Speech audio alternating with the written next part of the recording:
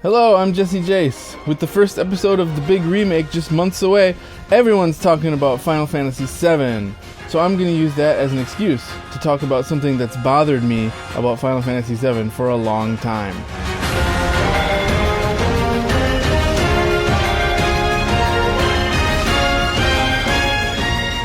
When people talk about that game, they tend to mention its most memorable scenes.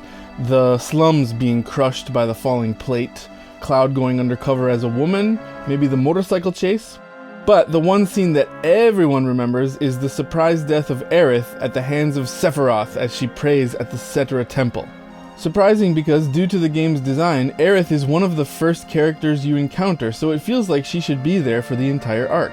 And also because Aerith herself is presented as a virtuous, if not sinless, character in a game full of moral ambiguity.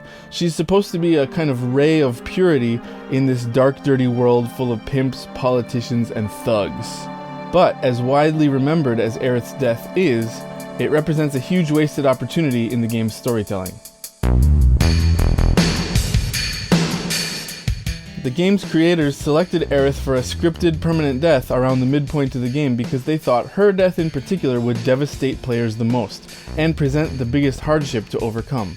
Because of Aerith's status as one of the main four protagonists, along with Cloud, Tifa, and Barret, it's not uncommon for her to be one of the most powerful characters in the player's party by the time her death occurs.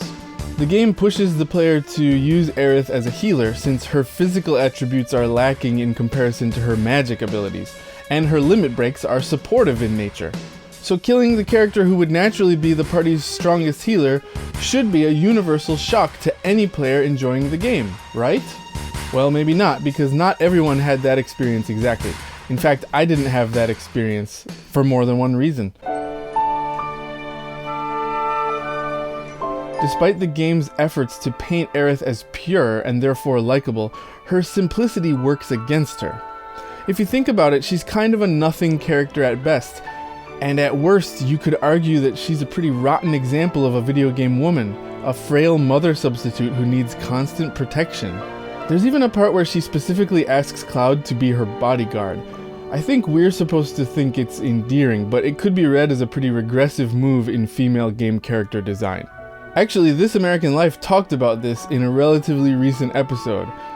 In show number 679, called Save the Girl, they point out that Aerith is one-dimensional, and that her only two basic modes of behavior are calm Cloud down and ask Cloud for help. Help me! There's a bird in the game, it's called like a chocobo, I think, that has more personality than Aerith does. Yeah. Oh snap. They also make the case that since Aerith's death mainly serves to motivate the remaining party members to embark on the game's main mission, she could be considered a prop whose only function is to advance the plot. Damn, a prop! Aerith, I'd give you some first aid for those burns, except you're already dead. Cynical as that may sound, one of the reasons for the writer's decision to use Aerith this way is that they knew from early in the creative process that they wanted to kill off one of the main characters mid-game. But at that stage in the game's development, Tifa hadn't even been conceived of yet. In fact, Tifa was only added to the game in reaction to the decision to kill Aerith, as if to ensure that there would still be a heroine around after the Cetera Temple scene. And knowing this cheapens the importance of Tifa in a way, as if she were only there to ensure that Cloud would have a fly honey to get with at the end of the story. It's like she's an insurance policy. I don't want to feel that way about Tifa. She's Cloud's lifelong friend. She's tough.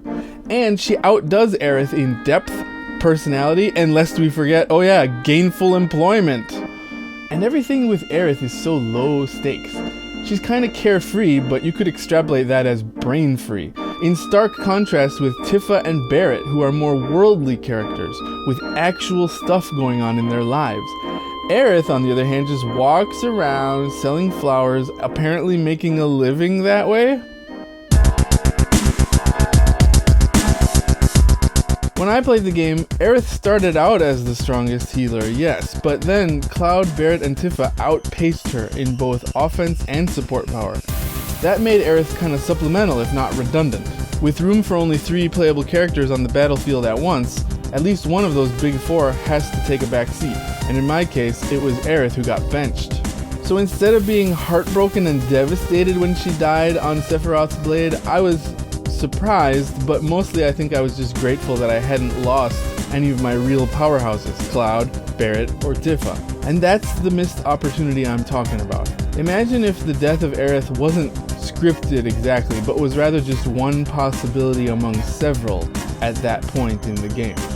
What if the game singled out the player's favorite, most important character other than Cloud for elimination?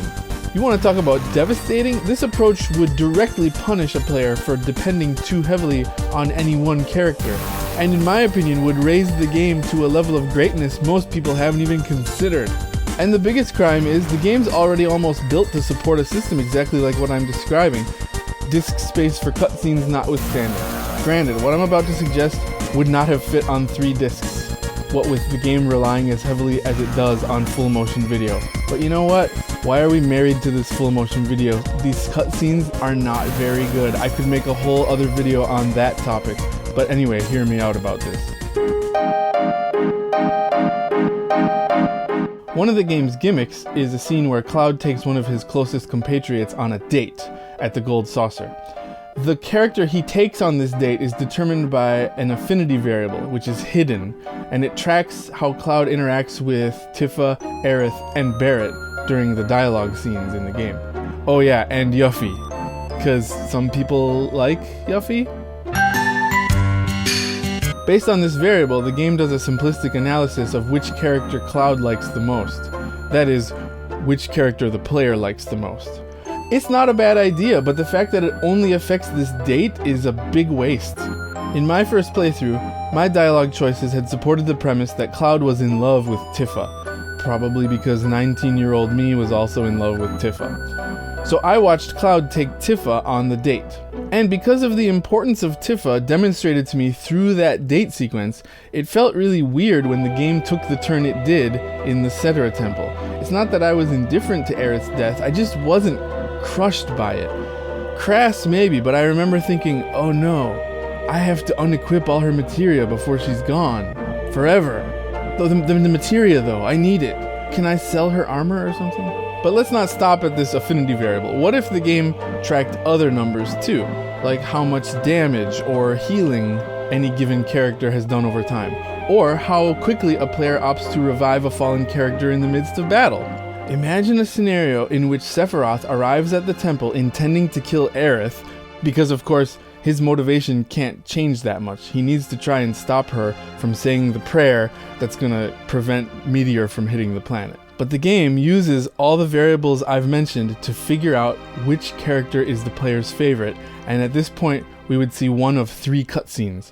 One in which Aerith dies as usual, or maybe one where Barret sees his departed Avalanche teammates flash before his eyes before he decides to sacrifice himself to save Aerith.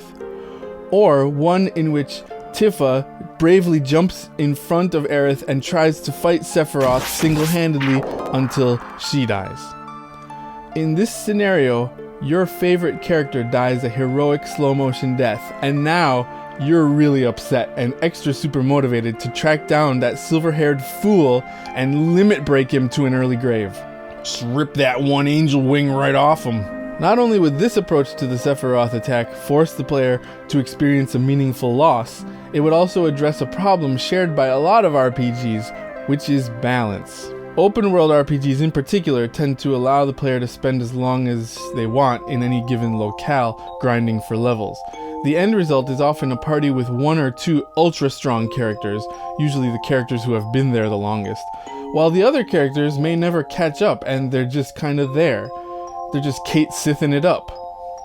To use another game as an example, when I played Final Fantasy Tactics, Ramza, the main character, achieved the title of Calculator, a virtually omnipotent magician job class that kinda breaks the game. Ramza was able to rain damage and healing down over the whole map from a safe place in the corner, while the rest of my characters just kinda hung out. The freedom to play how I want is something I appreciate in a game, but the delicate balance between that, a controlled narrative, and difficulty scaling that's worth a damn, is what makes a role-playing game compelling. Like I said, this would require a lot more versions of subsequent cutscenes, which is why technologically maybe it wouldn't work in the game we're talking about. But the remake is coming out in this age of patches and DLC, so I mean, you can fix it. Why don't you fix it, Square Enix? Fix it. And if you don't, I have other gripes to be sure. Like that the main protagonist is a jerk and he shrugs too much. Or that Kate Sith is garbage. Or that Yuffie is garbage.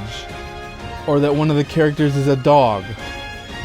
Or that certain scenes in the game, which are clearly supposed to be humorous, are scored with music that's clearly supposed to be humorous.